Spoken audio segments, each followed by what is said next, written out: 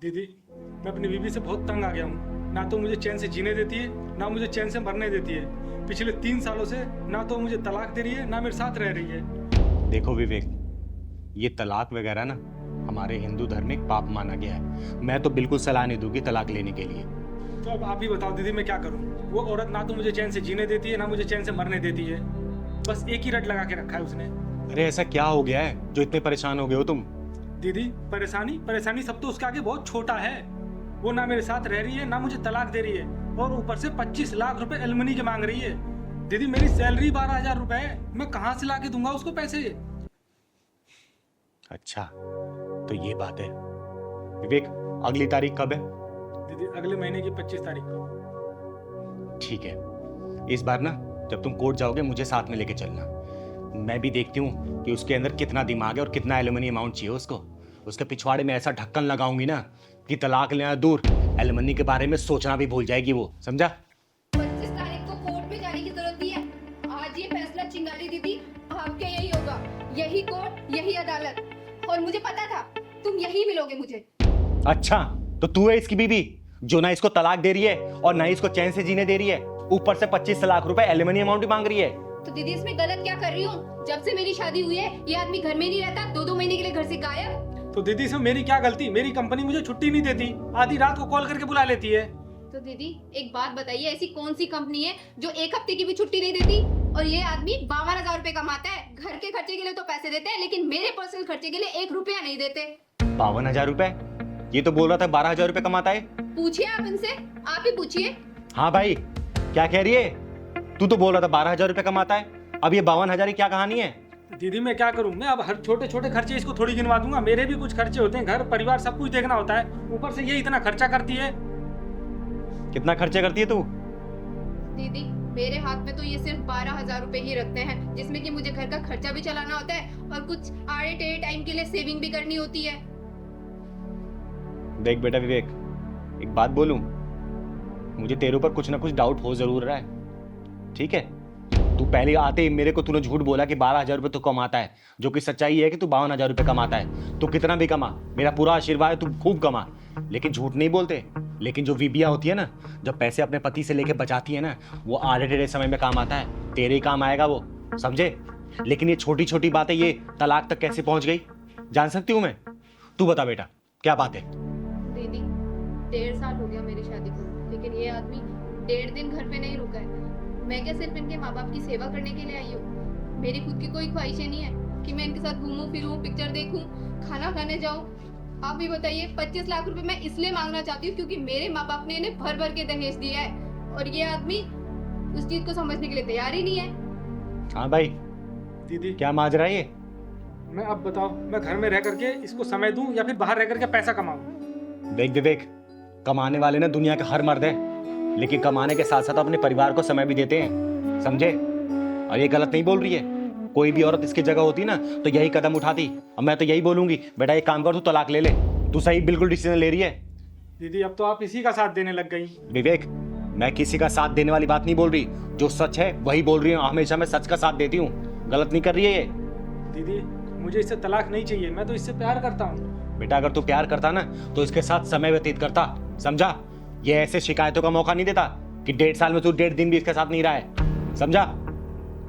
दीदी मुझे 50,000 या लाख रुपए नहीं चाहिए। मैं बस ये चाहती हूँ कि ये हमारे साथ टाइम स्पेंड करे।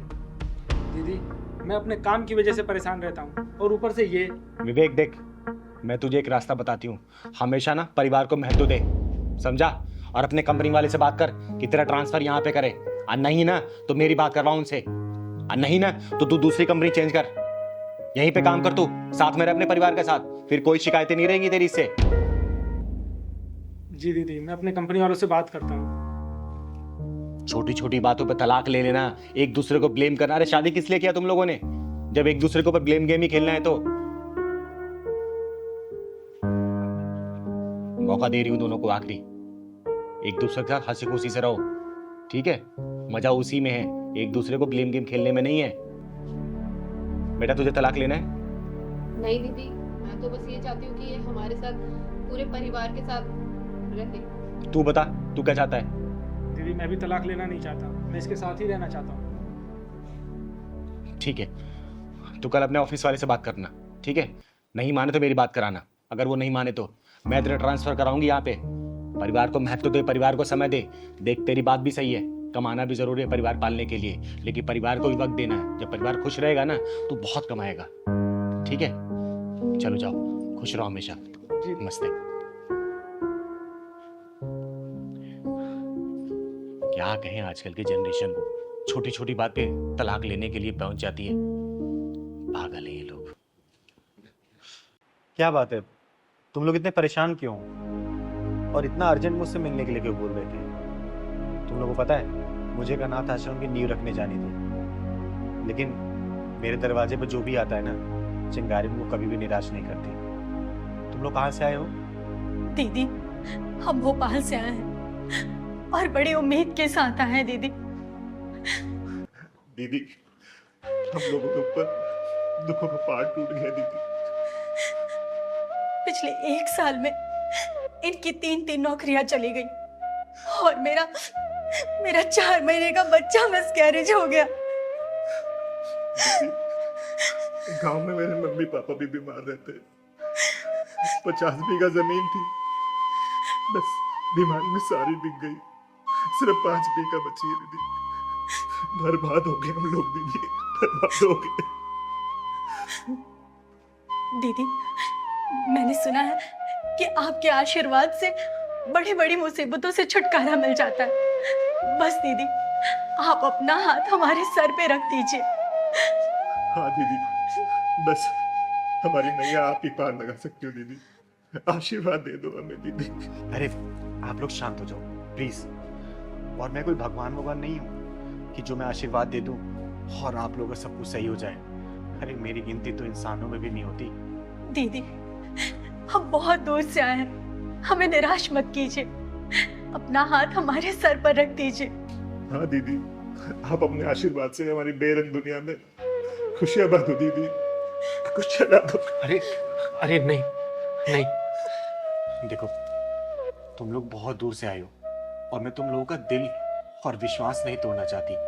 मैं तो सिर्फ एक साधारण सा किन्नर हूँ, आम किन्नर हूँ मैं, और मेरे अंदर कोई शक्ति नहीं है कि जो मैं कोई मंत्र मारूं और आप लोगों को काम हो जाए। लेकिन हाँ, आत्मविश्वास की इच्छा शक्ति जरूर है, लेकिन ये भी सिर्फ आप जैसे लोगों के प्यार की वजह से।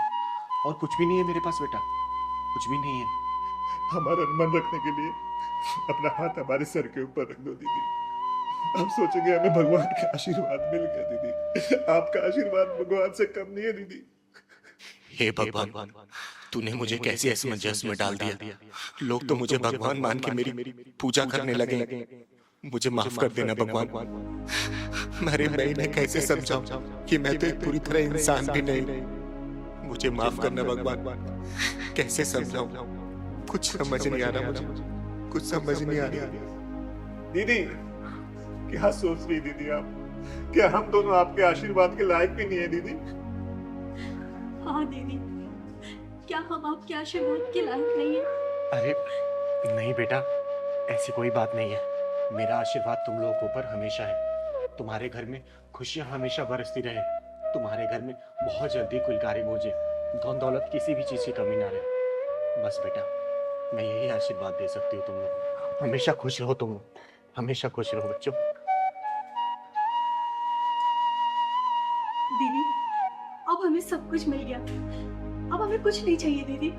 हम जिस उम्मीद से आए थे, बस आपका आशीर्वाद मिल गया हमें। बस अब हमने जिंदगी जी ली दीदी। सच में दीदी, हमें कुछ नहीं चाहिए अब। हमें आपका आशीर्वाद मिला, हमें साक्षात भगवान का आशीर्वाद मिल गया दीदी। हम बहुत खुश है दीदी। अब देखो दीदी, आपके आशीर्वाद से हमारी दुनिया कैसे चकमगाएगी दीदी। आपने आशीर्वाद दिया, हमें लगा कि भगवान ने आशीर्वाद दिया। लेकिन मैं फिर भी एक बात बोलूंगी और बार बार बोलती रहूंगी। मैं कोई भगवान नहीं हूँ, मैं तो सिर्फ एक साधारण से किन्नर हूँ, एक मामूली से किन्नर, चिंगारी किन्नर, और कुछ भी नहीं हूँ मैं। कुछ भी नहीं हूँ मैं कुछ भी नहीं हूँ, नहीं हूँ मैं कुछ भी। दीदी, दुनिया चाहे कुछ भी करे, पर आप हमारे लिए भगवान हैं। हाँ दीदी, हमें आपका आशीर्वाद मिल गया, हमें दुनिया की सारी दौलत मिल गई और कुछ नहीं चाहिए दीदी, कुछ नहीं चाहिए।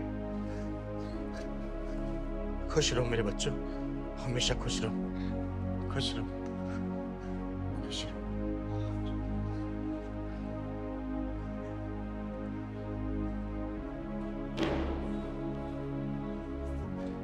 हे ऊपर वाले, तेरी कहानी कोई समझ नहीं पाता। तू क्या लिखता है, कैसे लिखता है, क्यों लिखता है, सब समझ के बाहर है। एक अधूरे इंसान को तूने भगवान बना दिया। नहीं नहीं भगवान, मुझे सिर्फ किन्नर रहने दे, चिंगारी किन्नर। मैं जो समाज की सेवा करती हूँ ना, मुझे सिर्फ वही करने दे भगवान। अरे ये भोले भाले लोग इतने भोले हैं कि कहीं भी एक उम्मीद की किरण जगती है ना, तो उसको भगवान या देवता मानने लगते। भगवान, इस चिंगारी के दिए हुए आशीर्वाद की तू लाज रखना भगवान, लाज रखना। और विश्वास मत टूटने देना इन लोगों का, मत टूटने देना भगवान, मत टूटने देना। देखो, तुम्हें रानी बनना है ना, तो इसे राजा बनाना पड़ेगा। और ये राजा ऐसे नहीं बनेगा गृहस्थी के जाल में फंसा कर कि तुम चीनी नहीं लाए मैं तुमसे लड़ूंगी, तुम राशन नहीं लाए मैं तुमसे लड़ूंगी, तुम साड़ी नहीं लाए मैं तुमसे लड़ूंगी, तुम मेकअप का सामान लाए मैं तुमसे लड़ूंगी। अरे इस तरीके से ये बंदर बन जाएगा। और जब ये बंदर बनेगा ना, तो तुम बंदरिया भले तुम कितनी बन ठन के घूमो, समझी? राजा बनना है ना, तो इसे संघर्ष करना पड़ेगा, समाज की बुराइयों से लड़ना पड़ेगा, समाज का मुंह तोड़ जवाब देना पड़ेगा। क्योंकि रानी सिर्फ राजा की होती है, राजा के बिना कोई रानी नहीं होती बेटा, याद रखना इस बात को। तो दीदी इसमें मेरी क्या गलती है? अगर मैं मेरी परेशानी इन्हें नहीं बताऊंगी तो क्या किसी बाहर वाले को बोलूंगी मैं? तो क्या करूं मैं तुम्हारी परेशानी सुनता नहीं हूं क्या? तुम बोलते हो राशन लेके आओ, राशन लेके आता हूं ना, सब्जी लेके आता हूं ना, तुम जो सारी चीजें बोलती हो मैं तुम्हारे लिए करता हूं ना। परेशान हो गया मैं, उधर बॉस की डांट सुनो, इधर तुम्हारे नखरे झेलो, मैं क्या करूं? अच्छा, तो तुम ये कहना चाहते हो कि मैं इस घर में कोई काम नहीं करती, मैं घर की जिम्मेदारी नहीं संभालती? हाँ, जब से इस घर में शादी के बाद आई हूँ ना, ऐसा लगता है मैं तुम्हारी बीवी नहीं, बस एक नौकरानी बनकर रह गई हूँ। अच्छा दीदी, आप ही बताइए, क्या मैं सिर्फ एक नौकरानी हूँ? हाँ, 2 वक्त की रोटी बना के खुद को नौकरानी बोलने वाली कि मैं नौकरानी थोड़ी हूँ, खाना क्यों बनाऊं? और इसका क्या, जो सारे मौसम में बाहर जाता है कमाने के लिए ताकि तुम्हारे रिक्वायरमेंट को फुलफिल कर सके। अरे कोई भी चीज सबसे पहले तुम्हारे लेके आता है, कभी कभी तो अपने लिए लेके भी नहीं आ पाता है।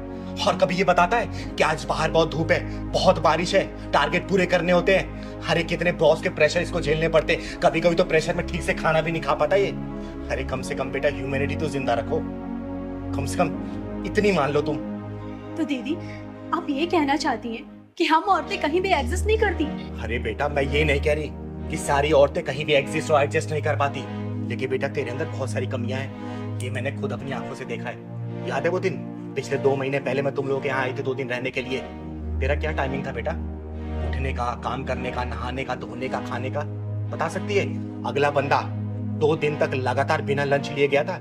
अरे क्या इसका मन नहीं करता कि मैं कमा के आ रहा हूँ तो कम से कम मेरी बीवी सुबह सुबह मेरे लिए नाश्ता बना दे, मेरा लंच पैक कर दे, और शाम को जब वापस घर से आऊं तो मेरी बीवी कम से कम सजी धजी मिले ताकि उसका भी घर में मन लगे।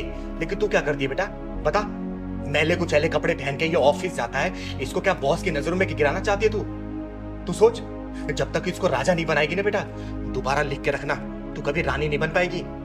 इस बात को ठान ले और अपने बदलाव कर ले। अरे मैं तुम दोनों का भला ही चाहती हूँ, इसलिए मैं तुम दोनों को समझा रही हूँ। और बेटा तू, अगर तेरी बीवी कोई शिकायतें है ना कि तू वक्त नहीं दे रहा है इसको, तो वक्त देना शुरू कर।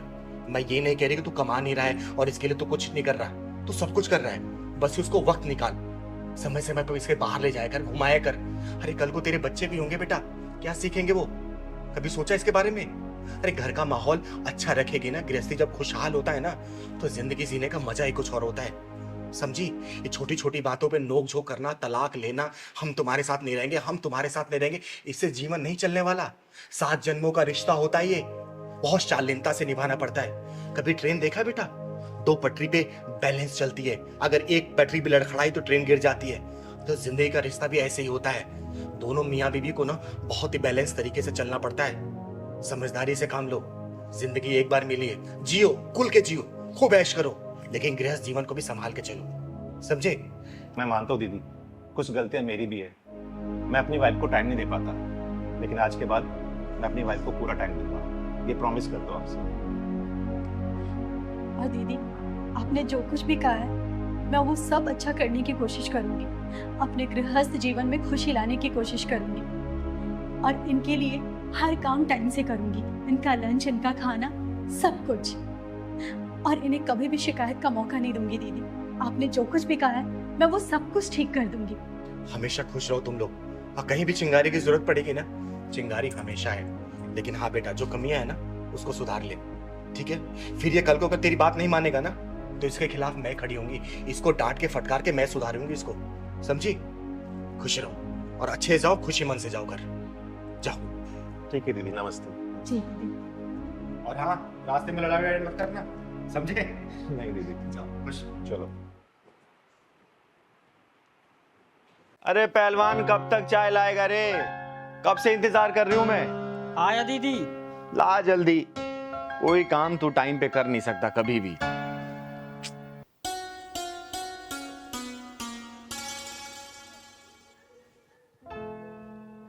अरे ये क्या पहना है तूने? है?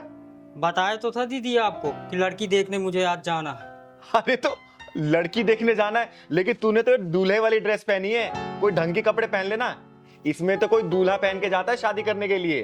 दीदी मैं तो दूल्हा ही बन के जा रहा हूँ, लड़की के हाँ करते ही शादी कर लूंगा। अरे तू शादी के लिए इतना उतावला क्यों रहा रे?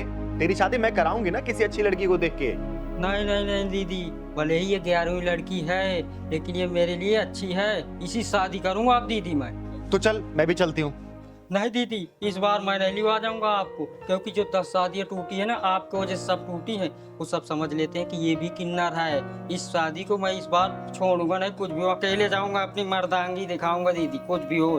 बस अपना आशीर्वाद दे दो, फिर आपका पहलवान पहलवानी दिखा के आता है, आपके लिए बहू लेकर आऊंगा। अरे मेरा आशीर्वाद तो तेरे ऊपर हमेशा है, लेकिन बिना जांचे परखे कैसे शादी करेगा तू? बस दीदी मुझे शादी से मतलब है, चाहे अंधी हो, चाहे लंगड़ी हो, चाहे लूली हो, चाहे कुछ भी हो, चाहे छोटी हो, चाहे मोटी हो, मुझे शादी से मतलब है बस। बावला मत बन पहलवान, मुझे अपने साथ लेके चल। नहीं दीदी, शादी करके सीधे आपके पास आऊंगा दीदी, लेकिन आपको नहीं ले जाऊंगा, नहीं ये भी शादी टूट जाएगी दीदी। तो एक काम कर, तू मंगरू चाचा को अपने साथ लेके जा। नहीं दीदी मैं नहीं ले जाऊंगा, मंगरू चाचा तो आपके चमचे हैं, मैं नहीं ले जाऊंगा उन्हें तो। और ठीक है, तू मत ले जा किसी को, जा तू अकेले। लेकिन एक काम कर, अलमारी में कुछ पैसे रखे हुए हैं, जितना मन करे वहां से ले लेना, और हाँ खर्चा करना जितना तू कर सके उस लड़की के ऊपर, ठीक है? ठीक है दीदी, बस अपना आशीर्वाद दो दीदी, मैं तो चला। चल, आशीर्वाद तेरे ऊपर हमेशा है। मैं यूं गया यूं आया दीदी, घर और पूरा सजा देना दीदी, रेडी रखना। चल ठीक है, मैं सजा दूंगी। चल अच्छा है, इसकी भी घर गृहस्थी बच जाए। मेरी वजह से इसकी 10 शादियां कैंसिल हो गई थी। अरे इसे तो घर सजाने के लिए बोला है, और मिठाई मंगवानी होगी। दीनानाथ हलवाई को फोन करती हूँ। हेलो दीनानाथ जी। हाँ चिंगर जी नमस्ते। नमस्ते नमस्ते, कहाँ हैं आप? मैं बस इधर ही था, आपके घर के नजदीक वाली मार्केट में ही। अरे तो एक काम करिए ना, थोड़ा जल्दी से घर आ जाइए। अच्छा ठीक है जी, मैं थोड़ी देर में आता हूँ। ठीक, आइए। जी जी। एक काम करती हूँ, 400-500 लोगों के खाने का प्रबंध करवा देती हूँ, सही रहेगा।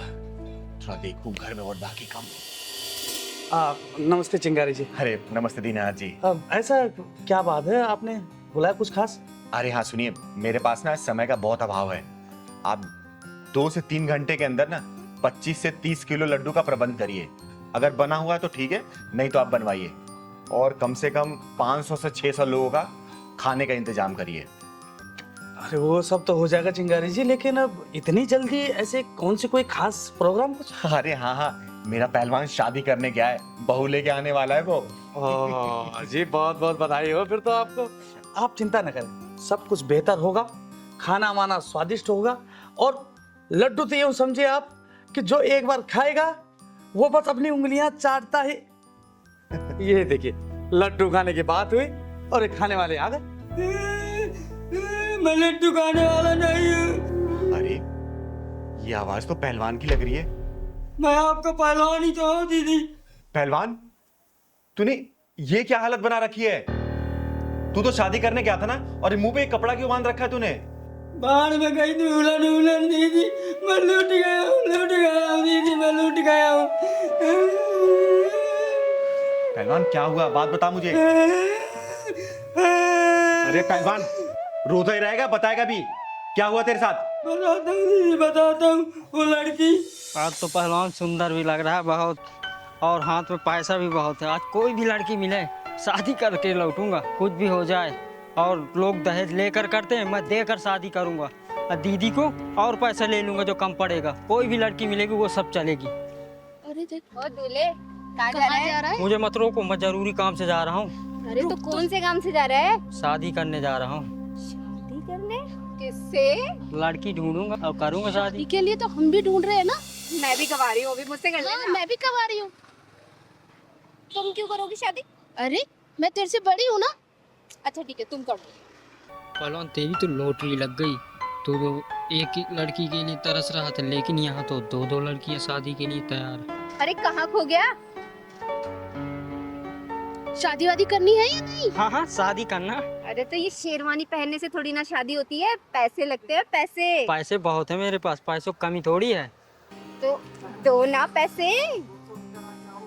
मेरे पैसे पर्स में क्यों रख लिया? कौन से पैसे? मेरे पैसे लाओ, अभी मैं तुम्हें दिया, पर्स में रख लिया। अरे मैंने कब लिए तुमसे पैसे? अभी तुम्हें दिया नहीं अपने पैसे में। शादी करनी है या पैसे चाहिए? हाँ हाँ, शादी तो करना है मुझे। चलो तो फिर। चलो। ये तुम मुझे कहाँ लेकर आ गए? अरे तो यहाँ पे शादी थोड़ी ना होती है। ये देखो कितने खराब से कपड़े पहने हुए तुमने। देखना कितने ढीले डाले। मैं तो शादी वाले कपड़ा पहन के आया हूँ, अच्छे कपड़े हैं मेरे। अरे बढ़िया से कोट पैंट पहनोगे कि नहीं पहनोगे? हाँ हाँ, क्यों नहीं पहनूंगा। हाँ तो जाओ जाके कपड़े चेंज करो। कहाँ पर? अरे अंदर, ये इधर तो निकालो इसे। अच्छा अच्छा, अभी पहन के आता हूँ। निकालो इसे।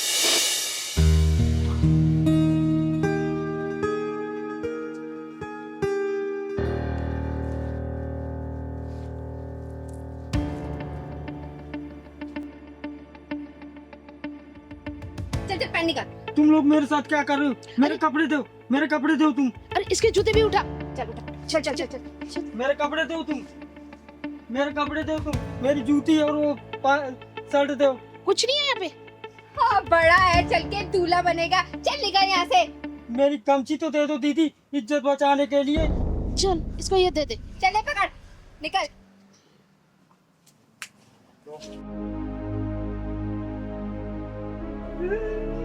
मुझे तो लूट लिया, मेरे पैसे भी ले गई। अब दीदी से क्या काम है जी, गए दीदी से, मुझे तो बर्बाद कर दिया। तू रोना बंद करेगा?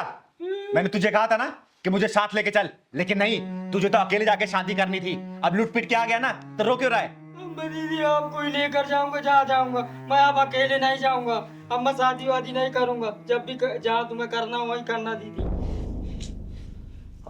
चिंगारी जी, तो क्या करें, लड्डू बनवाएं क्या? दीनानाथ जी आप चाहिए। तुझे लट्टू के पड़ी अभी भी, चलवा के यहाँ से।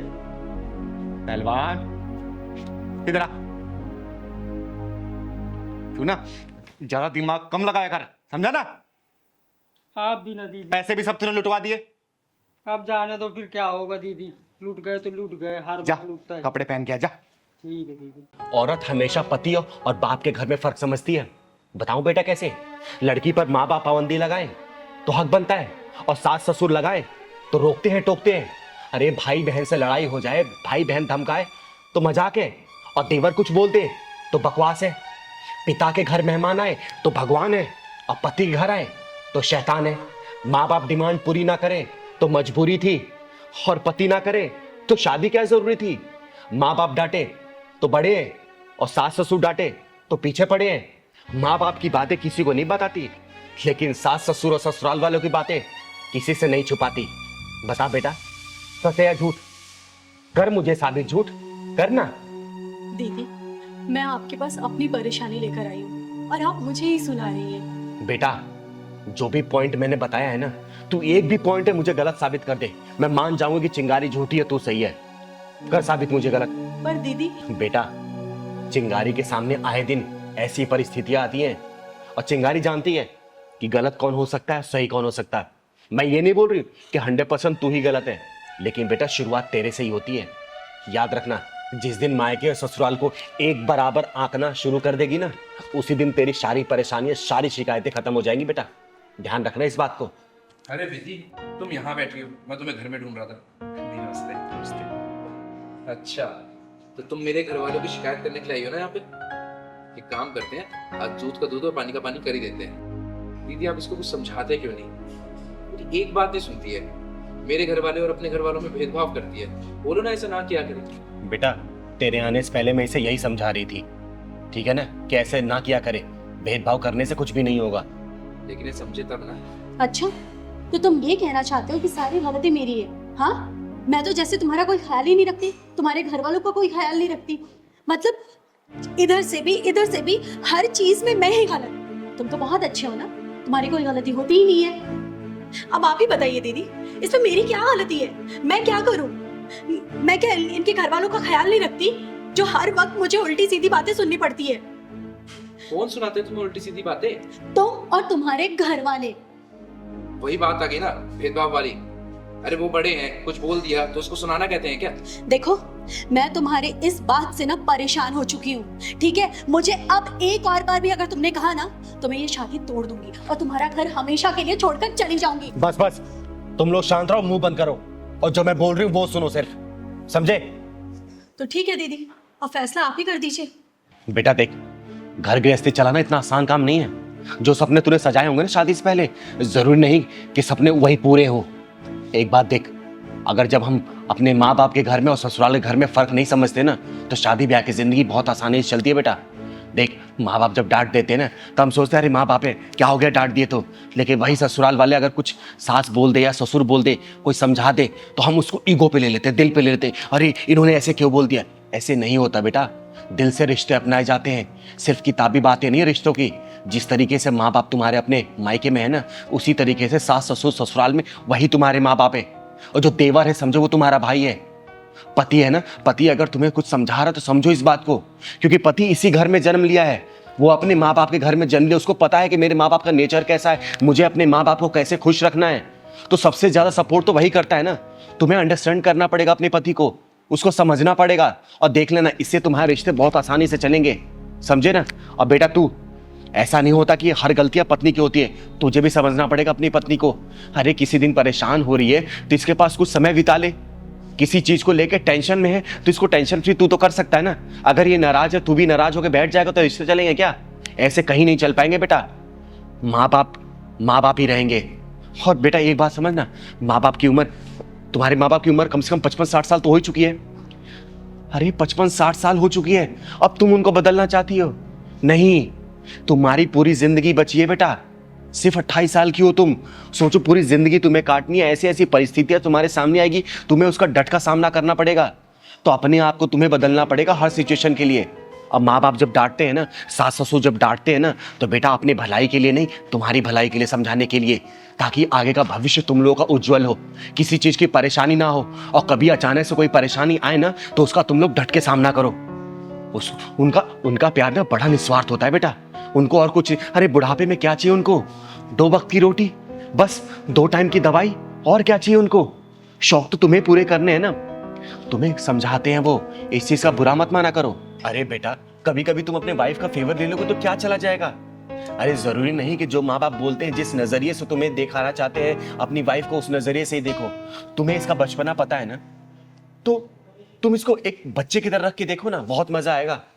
ये क्या करती है नादानी है, खाने पीने के लिए लड़ती होगी, कपड़े पहनने के लिए लड़ती होगी, कहीं घुमाने के लिए लड़ती होगी, यही सब इसके शौक होंगे। अरे कभी कभार अगर तुम्हारा पॉकेट अलाउ करता है तो ये सब कर दिया करो, ये खुश रहेगी। इतना कोई बड़ा नहीं होता रिश्ता जितना हम लोग उसको बना देते हैं, इतना पजल कर देते हैं लाइफ को। और बेटा शादीशुदा लाइफ तो एक फ्लो में चलने के लिए बनाया गया है।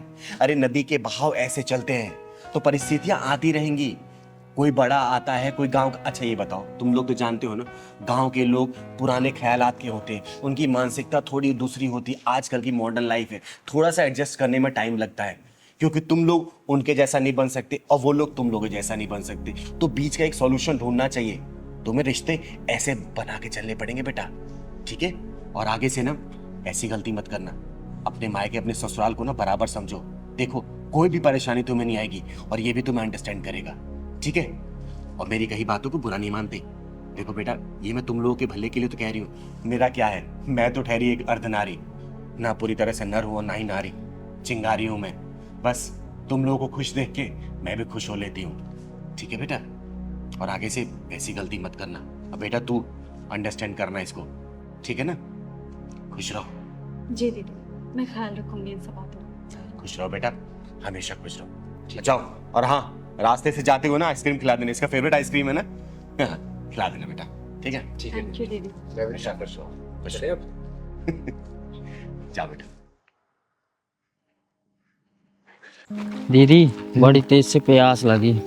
अरे पहलवान, ये पैसों वालों का इलाका है, यहाँ कहाँ दुकान होगी? दीदी यहाँ कहीं दुकान भी नहीं नजर आ रही, एक बोतल पानी ले लेते हैं। अरे बेटा, पैसे वालों के इलाकों में ना कुछ नहीं होता, वो तो एक माचिस भी ऑनलाइन मंगाते हैं। बाहर निकलते सोसाइटी से, दुकान मिलेगा, तेरे को पानी पिलाऊंगी, खाना भी खिलाऊंगी। चल। ठीक। पंकज यार, हमने कैसे इलाके में घर ले लिया है, यहाँ पर बिल्कुल भी मन नहीं लगता है। क्यों प्राची, तुम्हें शांति पसंद नहीं है क्या? इतनी शांति है यहाँ पर, देखो, शहर से दूर, भीड़ भाड़ के बिना, ना गाड़ियों का हॉर्न, ना कोई शोर शराबा। ऐसी तो शांति चाहिए थी हम लोगों को। मम्मी पापा, ये लो मिठाई खाओ। अरे रुद्र, तू ये मिठाई कहाँ से लाया और ये ट्रॉफी? मम्मी, आज मैं संगीत में फर्स्ट आया, इसलिए प्रिंसिपल सर ने दिया है। अरे वाह, क्या बात है, ये लो, पहले आप खाओ। अरे वाह मेरा बेटा रुद्र, देखा प्राची, एक दिन ये बहुत बड़ा सिंगर बनेगा। दीदी वो पानी रखा ना, पिलवा देना, बहुत तेज प्यास लगी। अच्छा चल, मांग के पी ले तू, चल। वो तो ठीक है, लेकिन पढ़ाई भी जरूरी है। सिंगर बाद में, पहले पढ़ाई करोगे ना? पढ़ाई। हाँ। अरे राम राम भैया। राम राम बहन जी। राम राम। रुद्र, जाओ बेटा, इनका आशीर्वाद लो। इनके आशीर्वाद से सारी मनोकामनाएं पूरी हो जाती है, क्योंकि ये आशीर्वाद पूरे दिल से देते हैं। जाओ। रुद्र, इधर आओ, कोई जरूरत नहीं है इनके पैर छूने की। हमेशा खुश रहो बेटा, कामयाबी तुम्हारी कदम चूमे, जिंदगी में किसी भी चीज की कमी ना हो तुम्हें। भैया पानी मिले, क्या प्यास लगे। हाँ हाँ, लीजिए ना।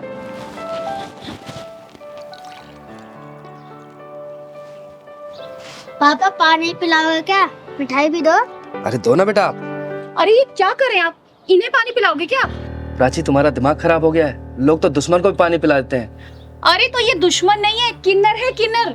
और इन्हें पानी पिलाना है तो जग से पिला दो, नीचे हाथ करके पी लेंगे। इनकी औकात है हमारे गिलास में पानी पीने की? सही कहा बहन आपने, आखिर हमारी औकात ही क्या है आप लोगों के सामने? हमारी कोई औकात नहीं है कि आप लोगों के बर्तनों में हम खाना खाएं और पानी पिएं। दीदी, अपनी वाइफ की तरफ से आपसे मैं माफी मांगता हूँ, आप पानी पीजिए ना। आंटी मिठाई भी खाइए, मैं संगीत में फर्स्ट आया हूँ। बेटा, मेरा आशीर्वाद तुम्हारे ऊपर सदैव है, तुम जिंदगी के हर परीक्षा में प्रथम हो। दीदी लीजिए ना, आप पानी पीछे। पंकज, सुना नहीं तुमने मैंने क्या कहा? और तुम इससे माफी क्यों मांग रहे हो? तुमने कोई गुनाह थोड़ी किया है। गुनाह तो मैंने किया है, जो आपसे पानी मांग लिया, उसके लिए माफी मांग रही हूँ मैं। मुझे आपसे पानी नहीं मांगना चाहिए था। अब आई ना तेरी समझ में बात, अब आई तू अपनी औकात में। पर अगर तुझे पानी ही पीना है तो जग के ऊपर से पी ले। खबरदार अगर मेरे गिलास या जग को तूने हाथ लगाया तो। अरे दीदी, आप इसकी बात का बुरा मत मानो, आप पानी लीजिए ना। ओए बदतमीज और मगरूर औरत, घमंड की रफ्तार से भागते हुए घोड़े के पीठ से उतर, वरना तेरा ये नकली गरूर गिर के चकनाचूर हो जाएगा। तू मुझे मेरी औकात बताएगी? हैं? मैं बताती हूँ तेरी औकात। ये देख, ये है तेरी औकात। तेरी हिम्मत कैसे हुई मेरे ऊपर पानी डालने की? ये क्या बदतमीजी है? दीदी चलो चलते हैं, छोड़ो ना भटूरी। नहीं पहलवान, आज मैं इसकी औकात दिखा के जाऊंगी। सच्चाई का आईना दिखा के जाएगी इसको चिंगारी। तू क्या मुझे आईना दिखाएगी? हाँ, क्या दिखाएगी आईना? तो सुन, मैं बताती हूँ तेरी औकात का इतिहास। जब तू पैदा हुई थी ना, तेरा एक अंग विशेष देखने के बाद तेरे घर वाले ने ऐलान कर दिया था कि देख, आ गई खर्चा कराने वाली, ये है तेरी औकात। जब तू थोड़ी सी और बड़ी हुई ना, माँ बाप भाई बहन की निगरानी में तू रहने लगी, ये है तेरी औकात। उसके बाद जब तू स्कूल कॉलेज जाने लगी ना, तेरे से सैकड़ों सवाल पूछे जाने लगे, क्यों गई, किसके साथ गई, क्यों देरी हुई, ये है तेरी औकात। उसके बाद तेरी शादी हुई और तू ससुराल में आ गई। अपने पति के मर्जी के बिना तो कहीं भी ना जा सकी, ना खा पी सकी, ना आराम कर सकी, ये है तेरी औकात। मायके में सबसे पहले खाना खाने वाली, ससुराल में सबसे आखिरी में खाना खाने लगी, ये है तेरी औकात। नहीं नहीं नहीं, बस करो, चुप हो जाओ, मैं और नहीं सुन सकती। बस करूं तो सुन मेरी औकात, ये है मेरी औकात। मैं अपने मन की मालकिन हूँ। मैं जब चाहे, जहाँ चाहे, जैसे चाहे वहां जा सकती हूँ। जो मन करे खा पी पहन ओढ़ सकती हूँ, समझे? अब यहीं समझ ले तेरी औकात से कितनी ऊंची है मेरी औकात। मुझे माफ कर दो दीदी, मैं भूल गई थी कि हम औरतों की कोई औकात नहीं होती। दीदी, इसको ना समझ कर माफ कर दीजिए ना प्लीज। आंटी, पानी पी लो और मिठाई भी खा लो।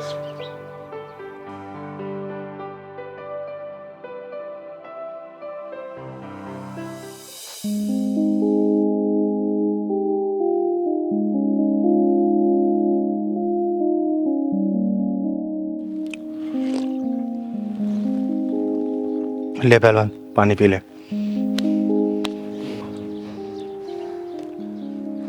दीदी, भूल चूक माफ कर दो। चल पहलवान।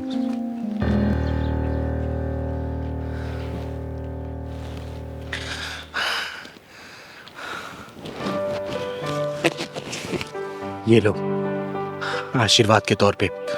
हम किन्नर लोग किसी को ऐसे पैसा नहीं देते। इसे अपनी तिजोरी में रख लेना, जिंदगी में कभी भी किसी चीज की कमी नहीं होगी। दीदी, आपका बहुत बहुत धन्यवाद। अब मुझे विश्वास हो गया कि आपने मुझे माफ कर दिया है। और दीदी, जाने अनजाने में अगर मेरे मुंह से कोई गलत बात निकल गई हो तो उसके लिए मुझे माफ कर दीजिए। हमेशा खुश रहो, खुश रहो। चल पहलवान।